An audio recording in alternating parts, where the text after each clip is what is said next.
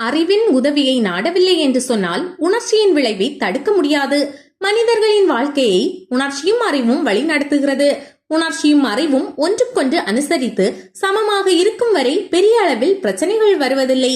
ஆனால் ஒரு அளவுக்கு மேல் உணர்ச்சியின் வேகம் அதிகரிக்கும் பொழுது அந்த வேகம் அறிவை கொஞ்சம் கொஞ்சமாக செயல்பட விடாமல் தடுக்கிறது. ஒரு கட்டத்தில் அறிவு என்னும் விளக்கு அணைந்து உணர்ச்சி என்னும் நெருப்பு அணைக்க முடியாத அளவுக்கு கொழுந்துவிட்டு எரிகிறது. இதை ஒரு உதாரணத்தின் மூலமாக சொல்லலாம்.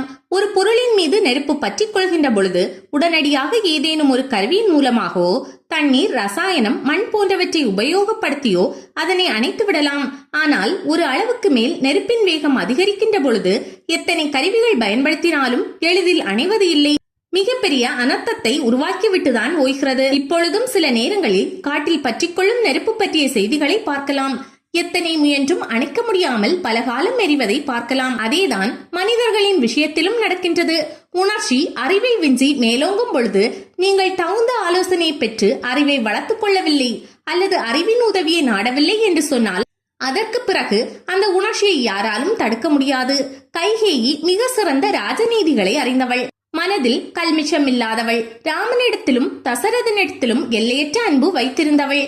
அவள் தன்னுடைய மூத்தவர்களான கோசலையிடமோ சுமித்ரையிடமோ அவமரியாதையாக நடந்து கொண்டதாக எந்த செய்தியும் ராமாயணத்தில் இல்லை. அதை போலவே பரதனை விட ராமனை குறைவாக எண்ணியதாக எந்த சான்றுகளும் இல்லை. ஆனால் அவளுடைய தாதி பெண்ணான மந்தரை மெல்ல மெல்ல கைகேயின் அறிவை குறைத்து உணர்ச்சியை தூண்டி விடுகின்றாள். கடைசியில் சொந்த அறிவாலோ துணை அறிவாலோ அணைக்க முடியாதபடி பற்றி எரியும் நெருப்பை போல மிகு உணர்ச்சி கைகேயை எரிக்க அது அயோத்தியின் நிலைமையை சுட்டெரித்து சாம்பலாக்கி விடுகின்றது. இந்த தூண்டுதலை மந்தரை எப்படி செய்கின்றாள் என்பதை அறிந்தால்தான் நம்முடைய வாழ்க்கையில் பல மந்தரைகளை நம்மால் அடையாளம் கண்டு கொள்ள முடியும்.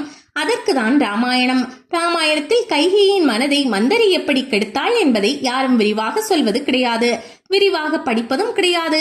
மந்தரை போதனையால் மனமாறினாள் கைகேயி என்ற ஒரு வரி கதையோடு நாம் கடந்து விடுகின்றோம்.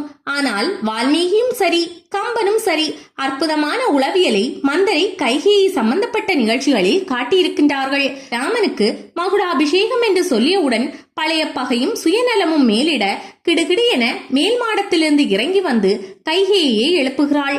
கைகேயி அப்பொழுது அவளிடத்தில், ஏன் பதற்றப்படுகிறாய்? என்ன நடந்தது? உன்னை யாராவது அவமதித்தார்களா? ஏதாவது குறையா சொல் என கேட்க, மிகப்பெரிய வெள்ளம் வந்து உன்னையும் உன்னுடைய கௌரவத்தையும் உன்னுடைய மகனையும் மூழ்கடிக்கப் போகிறது. நீயோ அதை பற்றிய எந்த சிந்தனையும் இல்லாமல் மூடனை போல படுத்து கிடக்கிறாயே. என் வயிறு பற்றி எரிக்கிறது.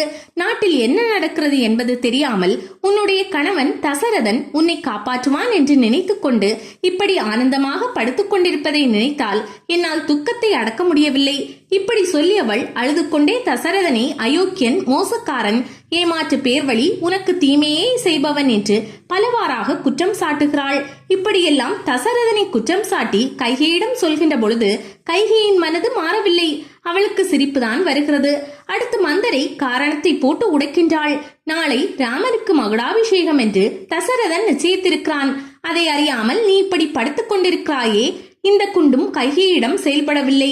ராமனுக்கு பட்டாபிஷேகம் என்று சொல்லியவுடன் கைகேயி செய்த செயல் என்ன தெரியுமா? மிக சிறந்த விலை மதிக்க முடியாத மாலையை எடுத்து நான் வெகு காலம் கேட்க வேண்டும் என்று நினைத்த அருமையான செய்தியை என் காதில் முதலில் போட்ட உனக்கு நான் என்ன கைமாறு செய்ய முடியும்?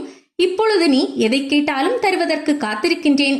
இதோ விலை மதிக்க முடியாத ஒரு முத்து மாலையை என்னுடைய மகிழ்ச்சியின் வெளிப்பாடாக தருகிறேன். ஏற்றுக்கொள்.